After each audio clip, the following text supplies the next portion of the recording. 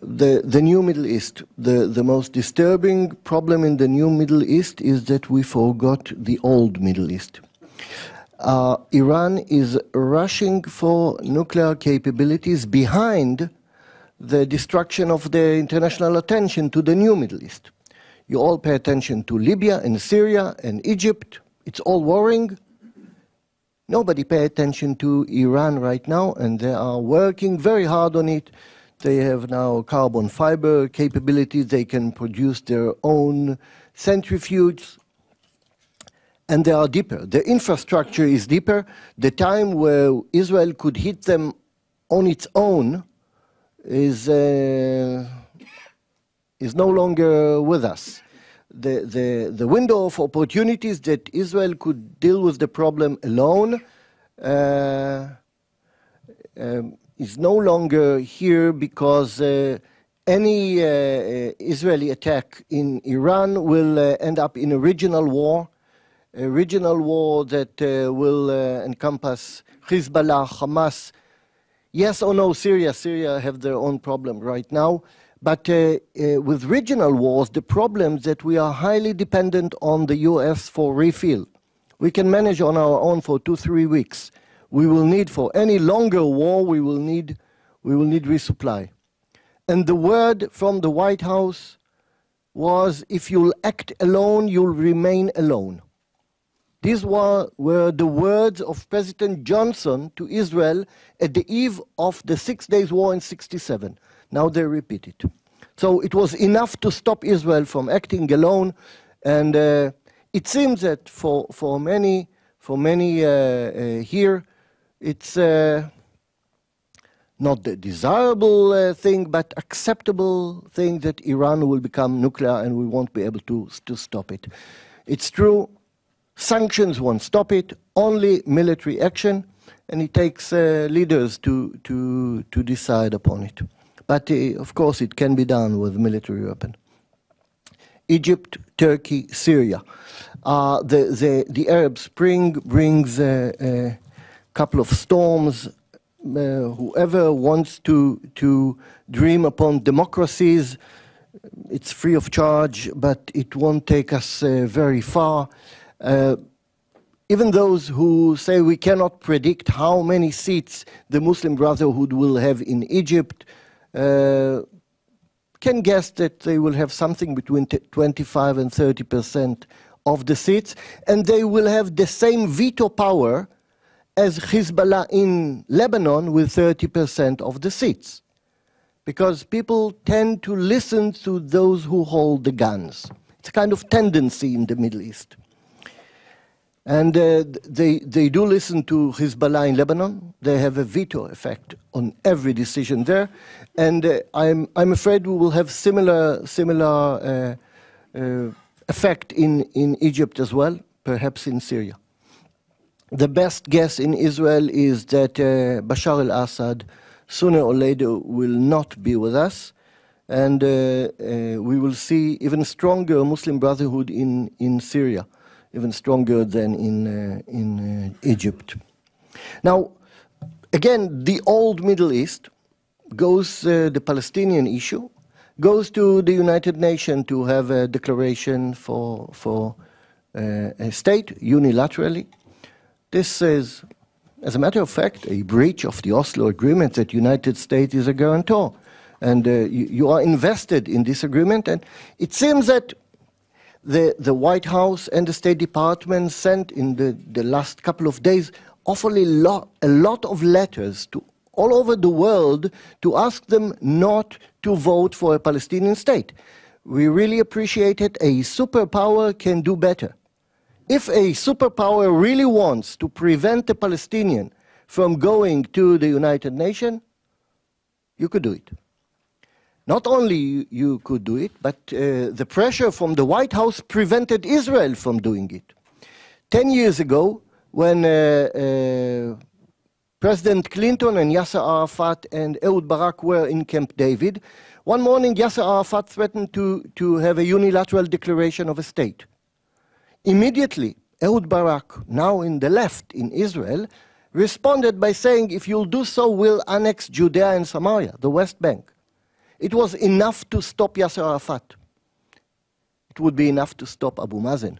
But we are prevented from taking such measures because the threat from the White House is if you'll take such measures, not only annexation, but economic sanctions against the Palestinians, cutting the stream of cash to the Palestinian Authority, we will not veto their request in the Security Council. So Netanyahu is paralyzed under gunpoint.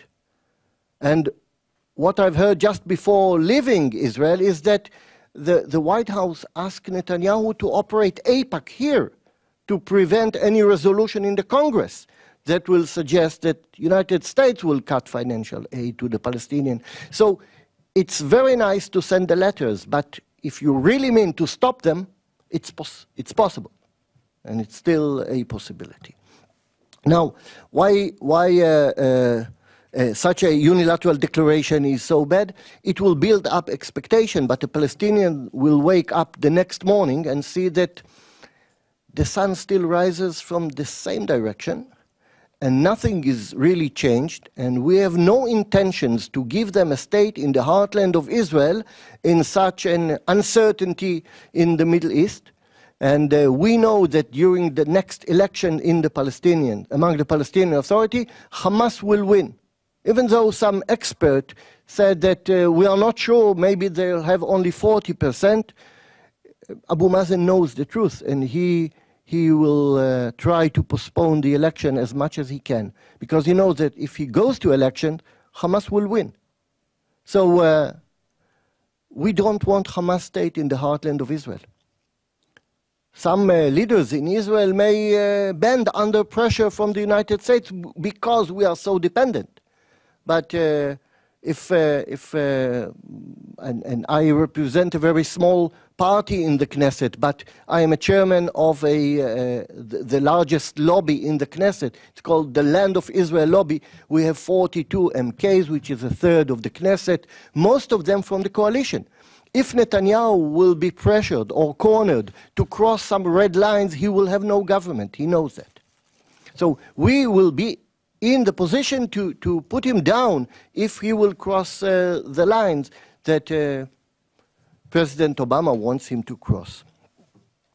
The frustration that we run into the Middle East is because we are trying to implement the two-state solution again and again and again since 1922. Each attempt ends in a bloodbath, a war, a crisis, but we follow Albert Einstein's definition of insanity. We keep attempting the same thing again and again, prescribing the same antibiotics again and again, but we misdiagnose the disease. Our assumption is that the conflict in the Middle East is a territorial conflict. If it is a territorial conflict, division of the land, the two-state solution is the right solution. But if we misdiagnose the disease, that explains why we keep failing each of the attempts. The conflict, the real powerful roots of the conflict are religious war. It's a holy war. It's a clash of ideologies. For the Muslims, forever the land of Palestine will be a waqf, a holy Muslim land, and no Muslim is allowed to accept the right of infidel over such a land. For me, it's the promised land in the Bible. So it's a real clash of ideologies, religions. And it's not going to be solved by drawing a border on the map. Even if the two sides will be closed and enforced in Camp David to sign a piece of paper, it's not going to last. So misunderstanding of the very nature of the conflict leads us to try to push forward to the wrong solution. But this is the only solution on the map. What I want to suggest in 1 minute, because our time is very short, is that the new Arab Spring, the changes in the Middle East, open at least one opportunity, one new way to contain the conflict. I cannot promise peace. But when, not if, when the changes that happened in Egypt and in Libya and in Syria and in Tunis will happen in Jordan, we will have a Palestinian state de facto. Jordan is Palestine, Palestine is Jordan, so said King Hussein, the late King Hussein. And if we will have all of a sudden, one morning, without any interference of the United States or Israel, we are heavily invested in Jordan, we like King Abdullah, we have good relations with him, good security cooperation, but when he is no longer there, United States must have plan B, what to do in the morning after. You'll have to find a nice podium, huge loudspeakers, and declare, welcome the new Palestinian state. Jordan is Palestine. Now we have a new factor in the equilibrium, in the dead-end situation that we are stuck in for so many years. When Jordan becomes Palestine, we can rearrange the whole scenario. I truly believe that this will happen. Even if we want it very much not to happen, it will happen. We can't prevent it, exactly as we couldn't prevent the fall of Mubarak in Egypt. And when this will happen, we should be prepared with, I call it, 2 states for 2 peoples on 2 sides of the Jordan River. We should be better prepared for such a situation. Thank you very much.